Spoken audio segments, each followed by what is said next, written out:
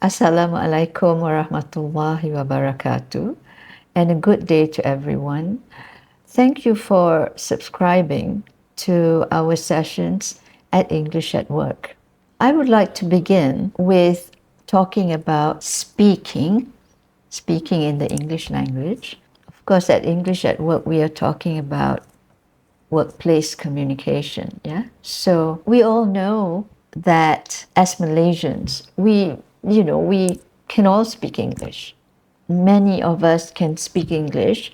The only difference between us is that we are all at different levels.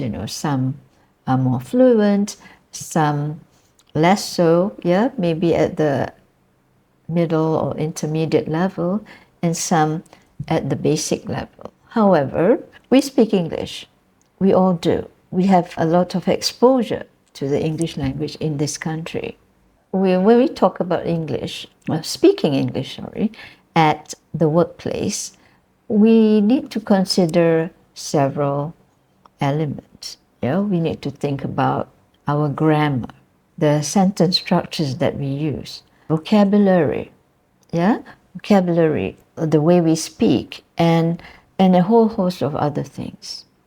When we speak, it's not just about the voice that comes out of your mouth, as we know. When you speak to someone, there are other things involved, namely things like non-verbal communication is also very important. As I'm talking to you now, I use my hands sometimes. And you can see my facial expression. You can also, of course, hear my voice, the speed, the tone, and so on and so forth. So when we speak, it's not just about the voice, it is also many other aspects that we have to consider, especially if it's done face to face. Okay, so a linguist, his name is Chris Lonsdale, he once said that you can learn a language in 6 months. Of course, he, in his sessions, he talks about certain basic principles and several actions that we have to do or take when we speak in English, in the language. But what strikes me as important is that, speaking uses a lot of face muscles. When you speak, it's not just here in your mouth, it comes from inside, from your voice box, your larynx, and the sound comes out. And when you do that, you are using all these face muscles. When your mouth moves, your muscles move as well. So for some people, it is hard work. Perhaps writing might be better for many because it's just you and the paper or computer or whatever it is. And when you write, you can read it again and look at some of the errors that you make. However, speaking is a totally different story altogether, of course. We speak most of the time. We are spontaneous, meaning even though you have to prepare for a presentation, so you have your points, you have your PowerPoint ready, and so on and so forth. But when you present, a lot of it is off the cuff, we say. It's spontaneous because you need to know how to begin. The books will tell you, there's certain ways that you can begin a speech, not just an introduction. You could tell a story, you could ask a question, you could show some statistics, so all these things you can find in the book. But what I want to focus on today is one of the important elements of speaking is pronunciation, okay? And even more so, when we talk about pronunciation, it has to do a lot with the movement of our mouth, our tongue, all these what we call speaking apparatus, meaning all these things that come into play when we speak, okay? So, also at English at Work, we have several speaking modules, and one of them is pronunciation in speaking. All right, so I'd like to begin by telling you that or asking you a question rather, why is it important? For many Malaysians, even if we mispronounce words, we are not so worried because we know that the person we are speaking to will understand it or will understand what we're trying to say.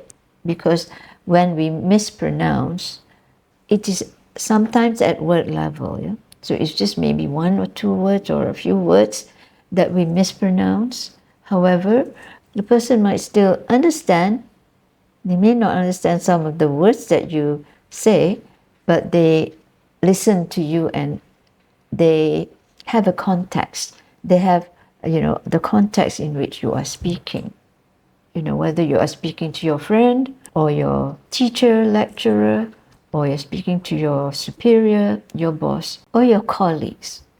In Malaysia, we don't pay too much attention to pronunciation. Okay, so according to, research really, there are 13 mispronunciation when Malaysians speak English. But today I can not going to tell you all 13. You can find that out through our website if you want to read further. However, I'm going to focus on 3 today. Okay? Okay, the first one is called the lengthening or, shortening of vowels. Vowels are, as we know, and we learned it in school, and the vowels are, if you want, alphabets or letters that, make the sounds. The other alphabets are just to add on to the vowels to form a word. In school, we learned that vowels are A, E, I, O, U, but in the science of phonology or phonetics, it is not about just the alphabets, it is about sound. So A, for example, as we know it, the alphabet A, has a few sounds, like A or E, as in bus. Bus is spelled B-U-S in English, but actually it is an A sound. If we spell it B-U-S, and in Malay we also say bus, right? There's a Malay word bus. But bus in English is spelled B-U-S. It's not bus. But if you go to some parts of England, especially if you go further north of London, some people say bus, and it sounds like that. But the pronunciation, the standard pronunciation is bus. It's the R sound. However, it's spelled with a U. But we have cat, C-A-T, cat, which is spelled with an A, but that's the air sound. In fact, the alphabet A, if you look at some of the words, and I'm looking at a text now or an article now, so many of the words that are spelled not with an A is pronounced with the R or the air sound. So, like I said, cat, C-A-T, is not cat, but it's cat. So in the sound system, in English, the alphabet A has the R sound as well as the air sound.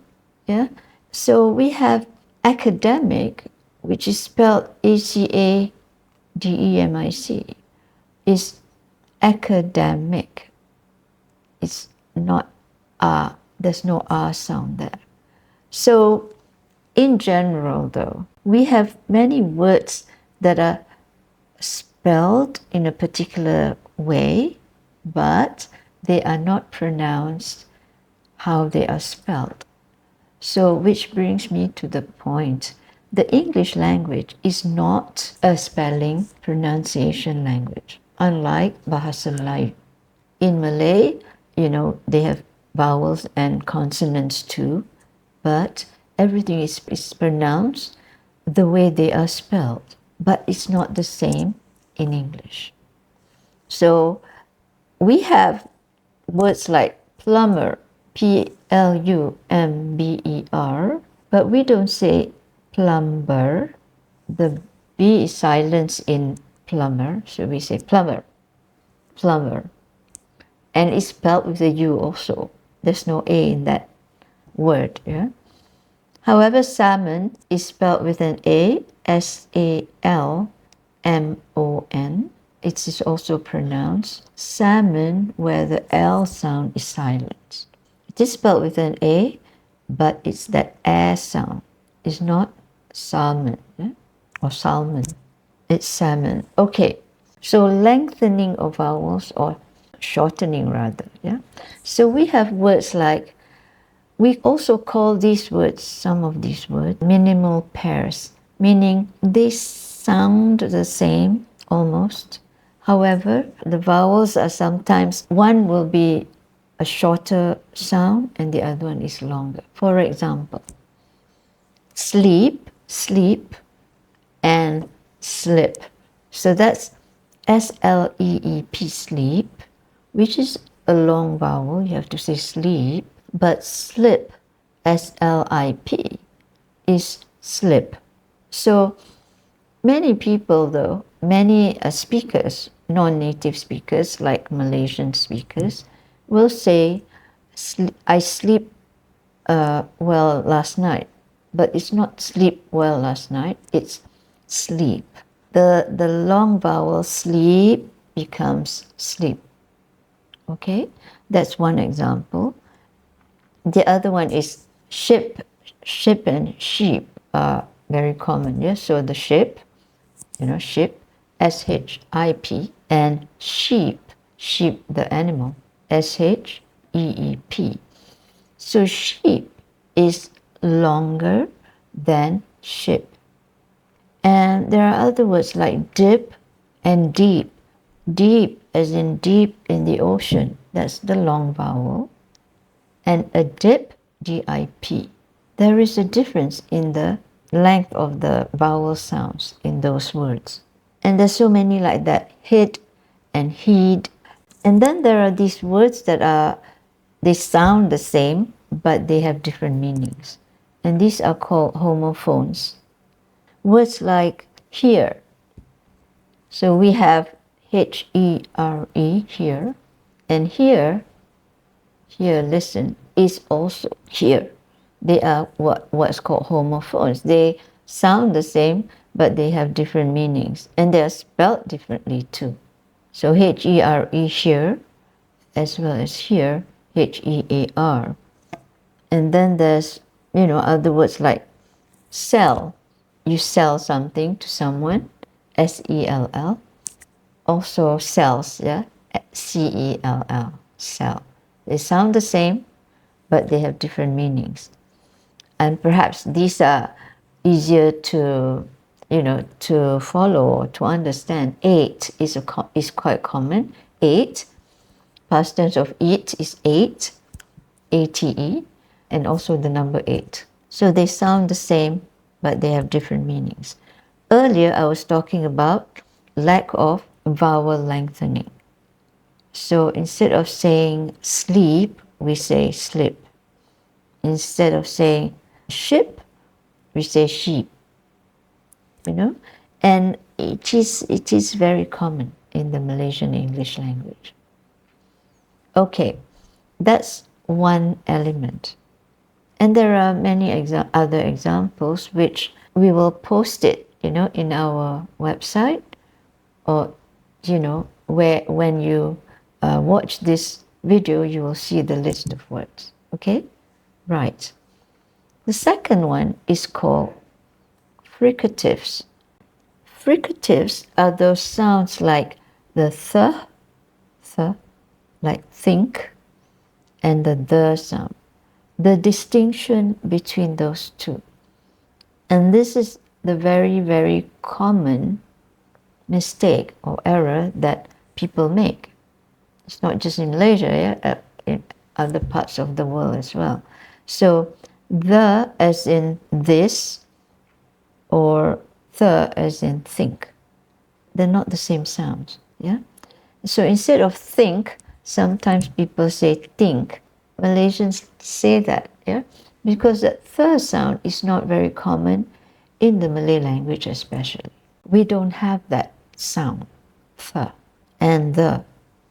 So sometimes the sound appears not necessarily at the beginning, like think and this and that, but it can appear in the middle of a word, like birthday. Birthday is that third sound as well in the middle of a word, birthday, yeah? But mother is also the sound is in the middle. Mother, birthday. So it's a distinction between the th and the sound, okay? In phonetics, there's a symbol for it, or symbols for it. And then we have things like athlete, which is the th sound, and smooth, that's the th sound at the end of it. It is understandably sometimes that people have difficulty saying these words because it is not common, yeah? It's only in English that we have all these variations. There are so many other words like this where instead of thick, people say thick. It's difficult for them to say thick, Thick. Or these. And then there's this distinction also, it's related to the number one, which is the vowel. There's these, these, these, and this, same sound, but long and short, yeah? And there's so many words like this, yeah? So when we speak, the point is when we speak and we use these words, it is probably, of course, better that we pronounce them correctly. Rather than say, I think that's a good idea.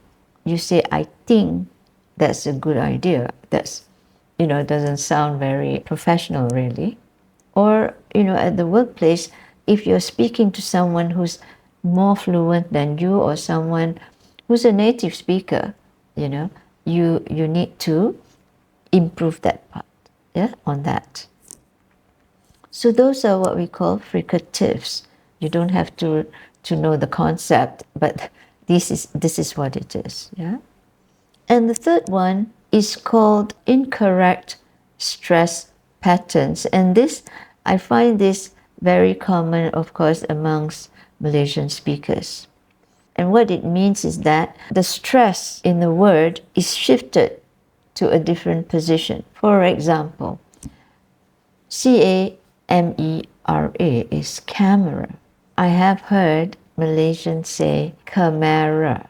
So instead of camera, where the stress is in the first, we say syllable, yeah, first part of the word, camera, many Malaysian English speakers say camera. So they transfer the air sound to the second part of that word, second vowel. Pandemic is a very common word, yeah. Having gone through a pandemic, the world has gone through a pandemic. I mean, in some parts of the world, there's still viruses going around. So pandemic, again, the stress is in the first syllable. Well, I've heard pandemic or pandemic, which is a change of sound altogether. I've heard people say pandemic. Okay, but it is actually pandemic. The stress is in the first syllable. Again, it's pandemic. Okay, calendar is common too.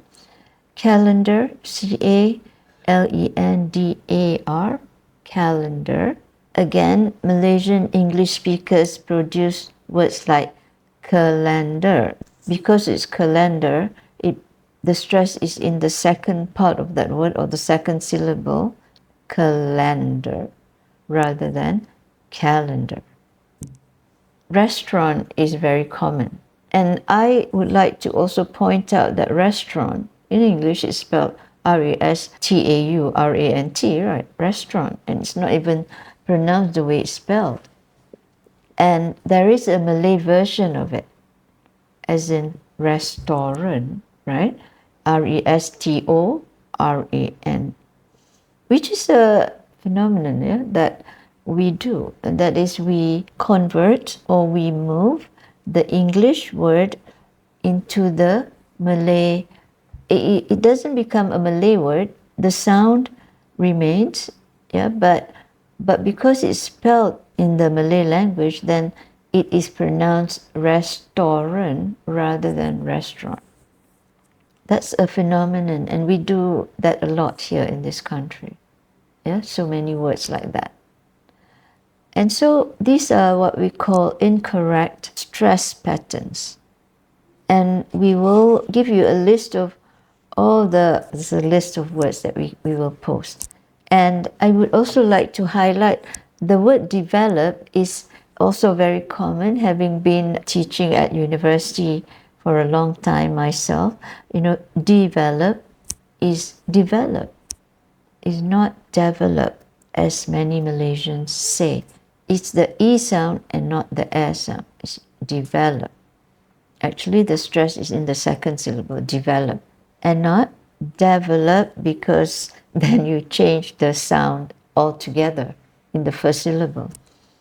There is a phenomenon also of something that happens to a word like determine. Determine, D-E-T-E-R-M-I-N-E. It's a pronunciation aspect as well, because I have heard people say determine rather than determine. And why does this happen? There are some studies have shown why this happens, and that is because words like advertise, in English, advertise, ADVERTISE or ZE, if you're American, is ZE. Advertise is pronounced eyes, and it is carried on to words like determine because it's spelled at the end of the word INE. So it becomes determine, although when the word advertise becomes a noun, it is advertisement. Same with words like examine and so on and so forth. So it's called a transfer. So you transfer the way you might say it to, you are transferring the sound in rather than the original sound. Okay, so those are the three most common ones that we mispronounce often when we are speaking English. So there are many more pronunciation errors like these that we make. As I said, one is we will post some of those words in the site. And until the next time, thank you.